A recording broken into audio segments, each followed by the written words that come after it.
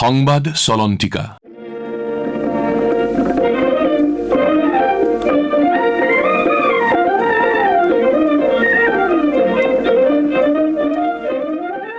নমস্কাৰ প্ৰিয় শ্ৰোতা, আকাশবাণী গুৱাহাটী কেন্দ্ৰৰ বাতৰি বিভাগৰ চলন্তিকা অনুষ্ঠানলৈ মই চিন্তিৰাণী ডেকাই আপোনালোকক আদৰণি জনাইছোঁ। বৰ্তমান আমাৰ ৰাজ্যখনত নিৰ্বাচনী পৰিৱেশৰ বিশেষ ব্যস্ততা দেখা গৈছে। ৰাজপথসমূহত ৰাজনৈতিক দলৰ প্ৰতীক আৰু প্ৰাৰ্থীৰ ফটো সম্বলিত বেনাৰ, পোষ্টাৰ আদিয়ে ভিৰ কৰিছে। দেশৰ নিৰ্বাচন আয়োগে অসমত হ'বলগীয়া বিধানসভা নিৰ্বাচন 2026ৰ দিন ঘোষণা কৰাৰ লগে লগে ৰাজনৈতিক দলসমূহৰ মাজত বিশেষ তৎপৰতা পৰিলক্ষিত হৈছে। অসমৰ মুঠ 126টা বিধানসভা সমষ্টিৰ বাবে প্ৰায় প্ৰতিটো ৰাষ্ট্ৰীয় আৰু আঞ্চলিক দলে নিজ নিজ দলীয় প্ৰাৰ্থিত্বৰ নাম ঘোষণা কৰিছে।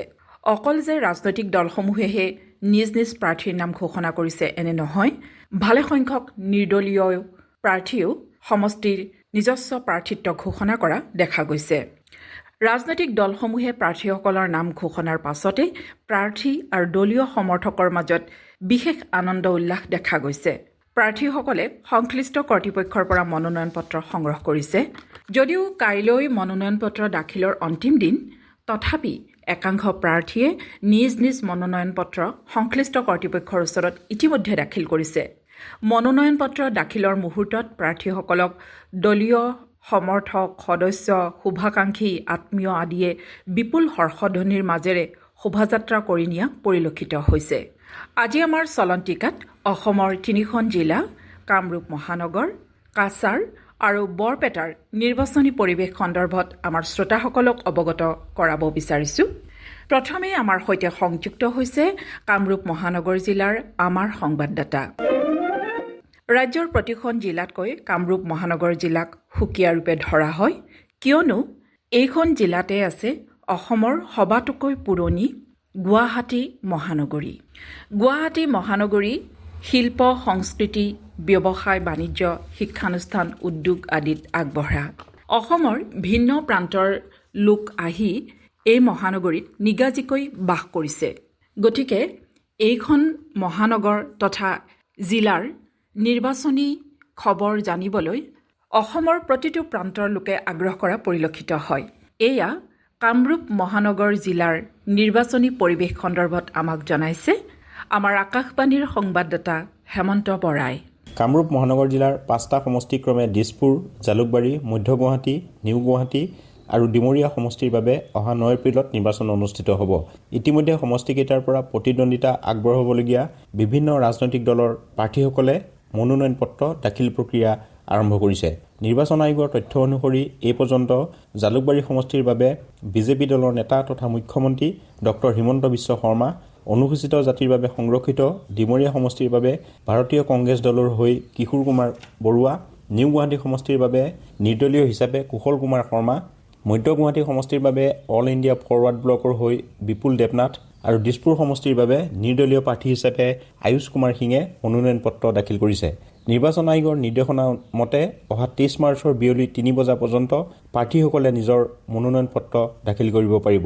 সেই অনুসৰি কামৰূপ মহানগৰ জিলাৰ 5টা সমষ্টিত প্ৰাৰ্থীৰ সংখ্যা আৰু অধিক বৃদ্ধি পাব বুলি আশা কৰা হৈছে। ইতিমধ্যে প্ৰাৰ্থীৰ লগতে ৰাজনৈতিক দলসমূহে সমষ্টিসমূহত নিৰ্বাচনী কুচকাৱাজ আৰম্ভ কৰিছে। অৱশ্যে মনোনয়ন পত্ৰ দাখিল প্ৰক্ৰিয়া অন্ত পৰাৰ পিছত ৰাজনৈতিক দলসমূহৰ প্ৰচাৰ অভিযান আৰু অধিক তুংগত উঠিব। এইখিনিতে এটা গুৰুত্বপূৰ্ণ বিষয় যে কামৰূপ মহানগৰ জিলাত পূৰ্বে সমষ্টি আছিল 4টা: দিছপুৰ, পূব গুৱাহাটী, পশ্চিম গুৱাহাটী আৰু জালুকবাৰী। কিন্তু সমষ্টি পুনৰ নিৰ্ধাৰণৰ পিছত জিলাখনত সমষ্টিৰ সংখ্যা 5টালৈ বৃদ্ধি কৰা হয়।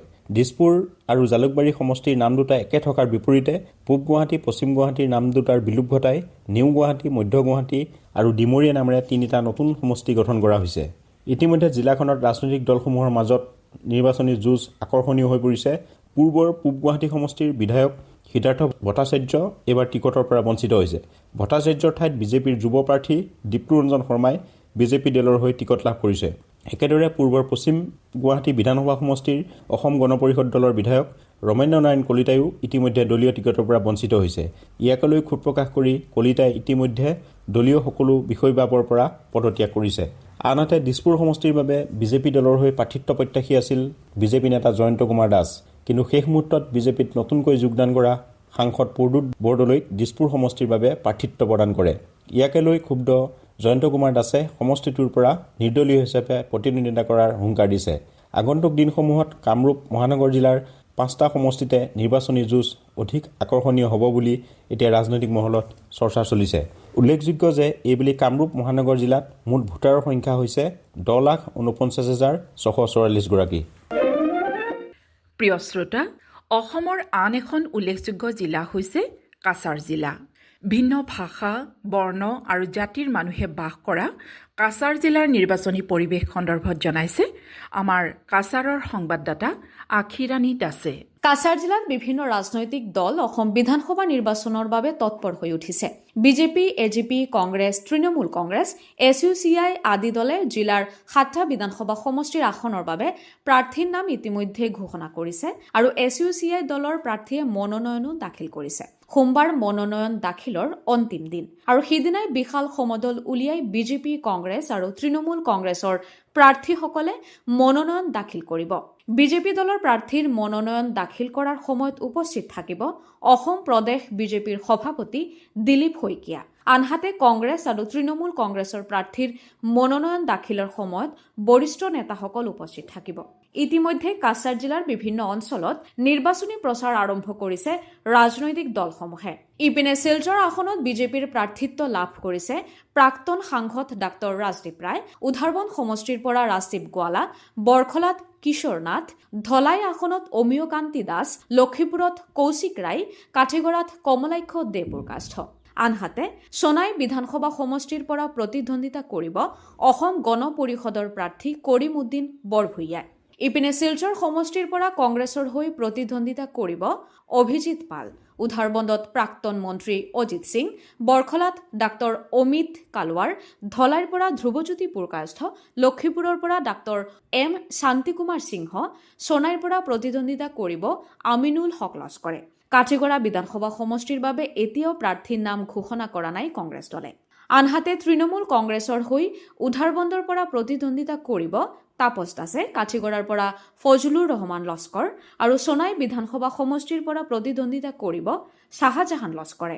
এইবাৰ কাছাৰ জিলাৰ 7টা বিধানসভা সমষ্টিৰ 13,81,903 গৰাকী ভোটাৰে ভোটাধিকাৰ সাব্যস্ত কৰিব আৰু ভোট গ্ৰহণ কেন্দ্ৰ হৈছে 1,732।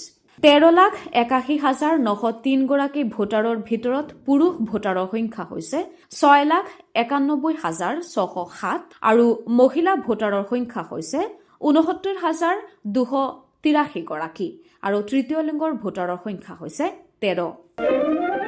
সত্ৰনগৰী বৰপেটাৰ সুনাম সকলোৰে মুখে মুখে। সত্ৰীয়া সংস্কৃতিৰ প্ৰসাৰ প্ৰচাৰত বিশেষ ভূমিকা গ্ৰহণ কৰা বৰপেটা জিলাৰ নিৰ্বাচনী পৰিৱেশ সন্দৰ্ভত জানিবলৈ সকলোৱে আগ্ৰহেৰে বাট চাই থাকে। ইতিমধ্যে ৰাজনৈতিক দলসমূহে জিলাখনৰ 5টা সমষ্টিতে প্ৰাৰ্থিত্ব দিছে। কিছুসংখ্যক নিৰ্দলীয়ভাৱেও এই নিৰ্বাচনত অৱতীৰ্ণ হ'ব। আহকচোন এই সম্পৰ্কে আমি সবিশেষ জানো আমাৰ বৰপেটাৰ সংবাদদাতা অৰূপজ্যোতি মহন্তৰ পৰা। বৰপেটা জিলাৰ নিৰ্বাচনী পৰিৱেশ ইতিমধ্যে যথেষ্ট আকৰ্ষণীয় হৈছে। প্ৰথমতে এটা কথা কৈ থোৱা ভাল যে বৰপেটা প্ৰশাসনিক জিলাত 5টা বিধানসভা সমষ্টি আছে আৰু নিৰ্বাচনী জিলাত 4টা সমষ্টি আছে। নিৰ্বাচনী জিলাৰ সমষ্টিকেইটা হ'ল বৰপেটা, চেঙা, মন্দিয়া আৰু পাকা বেতবাৰী। প্ৰশাসনিক জিলাত থকা আনটো সমষ্টি হ'ল সৰভোগ ভৱানীপুৰ। নিৰ্বাচনী জিলাখনত ইতিমধ্যে 3খন মনোনয়ন দাখিল হৈছে। কাইলৈ যিহেতু মনোনয়ন দাখিলৰ অন্তিম দিন, গতিকে সকলোৱে কাইলৈ মনোনয়ন দাখিল কৰিব। এতিয়া নিৰ্বাচনী যুঁজৰ যদি পৰিৱেশলৈ আমি চাওঁ, বৰপেটা সমষ্টিটোত অসম গণ পৰিষদ আৰু কংগ্ৰেছৰ মাজত প্ৰত্যক্ষ যুঁজ হোৱাটো প্ৰায় স্পষ্ট হৈছে। অসম গণ পৰিষদৰ প্ৰাৰ্থী হ'ল সদৌ অসম উকিল সন্থাৰ সাধাৰণ সম্পাদক দীপক কুমাৰ দাস আৰু কংগ্ৰেছৰ প্ৰাৰ্থী হ'ল সদৌ অসম বাঙালী যুৱ ছাত্ৰ ফেডাৰেশ্যনৰ প্ৰাক্তন সভাপতি মহানন্দ দত্ত চৰকাৰ। মহানন্দ দত্ত চৰকাৰে তেওঁৰ সংগঠনটোত প্ৰায় 13 বছৰ সভাপতি আছিল। শেহতীয়াভাৱে তেওঁ সংগঠন ত্যাগ কৰি কংগ্ৰেছত যোগদান কৰে। মহানন্দ দত্ত চৰকাৰৰ বৰপেটা বিধানসভা সমষ্টিত নিজস্ব এটা প্ৰভাৱ আছে, তাৰ লগতে কংগ্ৰেছৰ নিজা এটা ভোট বেংক আছে, গতিকে সেইফালৰ পৰা তেওঁ যথেষ্ট প্ৰত্যাহ্বান সৃষ্টি কৰিব। আনহাতে বৰপেটা সমষ্টিত অসম গণ পৰিষদৰ শক্তিশালী সংগঠন পূৰ্বৰ পৰাই আছে, যথেষ্ট শক্তিশালী অসম গণ পৰিষদ দলটো এই বৰপেটা সমষ্টিত, গতিকে যুঁজখন খুব আকৰ্ষণীয় হ'ব। এতিয়া চেঙাৰ পৰিৱেশ যদি চোৱা যায়, চেঙাত বৰ্তমানৰ দুজন বিধায়কৰ মাজত প্ৰত্যক্ষ যুঁজ হোৱাটো প্ৰায় স্পষ্ট হৈছে। এজন হ'ল সমষ্টিটোৰ বৰ্তমানৰ AIUDFৰ বিধায়ক আশ্ৰাফুল হুছেইন আৰু আনজন হ'ল বৰপেটা বিধানসভা সমষ্টিৰ বৰ্তমানৰ বিধায়ক আব্দুৰ ৰহিম আহমেদ। সমষ্টি পুনৰ্নিৰ্ধাৰণত বৰপেটা বিধানসভা সমষ্টিটো অনুসূচিত জাতিৰ বাবে সংৰক্ষিত কৰা হয়। তাৰ ফলত আব্দুৰ ৰহিম আহমেদে বৰপেটা সমষ্টিত পুনৰ প্ৰতিদ্বন্দ্বিতা কৰিব নোৱাৰি তেওঁ সমষ্টি সলনি কৰিবলগীয়া হয় আৰু তেওঁ কাষৰীয়া চেঙা সমষ্টিত প্ৰাৰ্থী হৈছে। গতিকে সমষ্টিটোত দুজন বিধায়কৰ মাজত প্ৰতিদ্বন্দ্বিতা হ'ব। মন্দিৰৰ যুঁজখনত অৱতীৰ্ণ হৈছে জনিয়াৰ বৰ্তমানৰ AIUDFৰ বিধায়ক ডক্টৰ ৰফিকুল ইছলাম। তাৰ লগতে তেওঁৰ প্ৰতিদ্বন্দ্বী হ'ল সমষ্টিটোৰ প্ৰাক্তন বিধায়ক কংগ্ৰেছৰ আব্দুল খালেক। আব্দুল খালেক বৰপেটা লোকসভা সমষ্টিৰ প্ৰাক্তন বিধায়ক। তদুপৰি প্ৰাক্তন সাংসদ। তদুপৰি ৰাইজৰ দলৰ পৰা প্ৰতিদ্বন্দ্বিতাত অৱতীৰ্ণ হ'বলৈ পূৰ্ণ প্ৰস্তুতি অব্যাহত ৰাখিছিল বাঘবৰৰ বৰ্তমান বিধায়ক চেয়াৰমান আলী আহমেদে। জনিয়া সমষ্টিটোত পূৰ্বৰ বাঘবৰ সমষ্টিৰ বৃহৎ অংশ অন্তৰ্ভুক্ত হৈছে। সেইফালৰ পৰা চেয়াৰমান আলী আহমেদ জনিয়াৰ নিজকে প্ৰাৰ্থী হিচাপে তেওঁক ৰাইজৰ দলে প্ৰক্ষেপ কৰিছিল। তেওঁৰ নাম ৰাজহুৱাভাৱে ঘোষণা কৰা হৈছিল। কিন্তু শেহতীয়াকৈ কংগ্ৰেছ আৰু ৰাইজৰ দলৰ মাজত হোৱা মিত্ৰতাত জনিয়া সমষ্টিটোৰ কথা এৰাই চলা হয় বিশেষ ৰাজনৈতিক পৰিস্থিতিৰ বাবে বুলি। ফলত এতিয়া চেয়াৰমান আলী আহমেদে ৰাইজৰ দলৰ প্ৰাৰ্থী হিচাপে প্ৰতিদ্বন্দ্বিতা কৰাত যথেষ্ট অসুবিধাৰ সৃষ্টি হৈছে।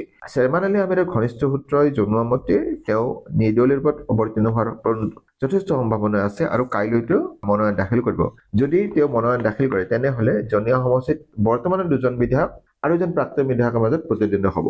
পাকাপেটবাৰীত বৰ্তমানৰ বিধায়ক সৰুক্ষেত্ৰ সমষ্টিৰ কংগ্ৰেছৰ জাকিৰ হুছেইন সিকদাৰ আৰু সমষ্টিটোৰ প্ৰাক্তন বিধায়ক অসম গণ পৰিষদৰ ডাক্তৰ তাৰাপ্ৰসাদ দাসৰ মাজত যুঁজ হ'ব।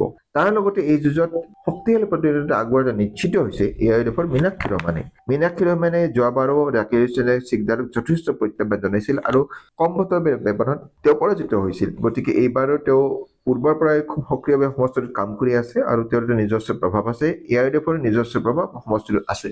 গতিকে নিৰ্বাচনী জিলাখনৰ 4টা বিধানসভা সমষ্টিৰ যুঁজ কেইখন খুব আকৰ্ষণীয় হোৱাটো নিশ্চিত হৈছে। এইবাৰ যদি আমি প্ৰশাসনিক জিলাখনৰ কথা চাওঁ তেন্তে ভৱানীপুৰ সৰ্বক সমষ্টিৰ যুঁজখন খুব আকৰ্ষণীয়।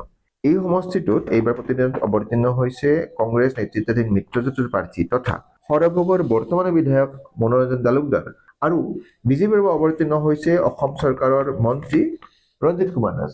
গতিকে এই যুঁজখনো যথেষ্ট আকৰ্ষণীয় হোৱাটো নিশ্চিত হৈছে। প্ৰিয় শ্ৰোতা, আজিৰ চলন্তিকা অনুষ্ঠানত অসমৰ 3খন জিলা ক্ৰমে কামৰূপ মহানগৰ জিলা, কাছাৰ আৰু বৰপেটা জিলাৰ নিৰ্বাচনী পৰিৱেশ সন্দৰ্ভত আপোনালোকক এতিয়া আভাস দিয়াৰ প্ৰয়াস কৰিলোঁ। আজি আমাৰ সৈতে আছিল কামৰূপ মহানগৰ জিলাৰ আমাৰ সংবাদদাতা হেমন্ত বৰা, কাছাৰৰ সংবাদদাতা আখিৰাণী দাস আৰু বৰপেটা জিলাৰ সংবাদদাতা অৰূপজ্যোতি মহন্ত। সংবাদ চলন্তিকা শুনিলে। অনুষ্ঠানটিৰ প্ৰযোজনা আকাশবাণী গুৱাহাটীৰ আঞ্চলিক বাতৰি বিভাগৰ সহযোগিতা আগবঢ়ালে অপূৰ্ব মালিয়ে। পৰৱৰ্তী সংবাদ চলন্তিকা শুনিবলৈ পাব অহা সপ্তাহৰ আজিৰ এই একে সময়তে। নমস্কাৰ।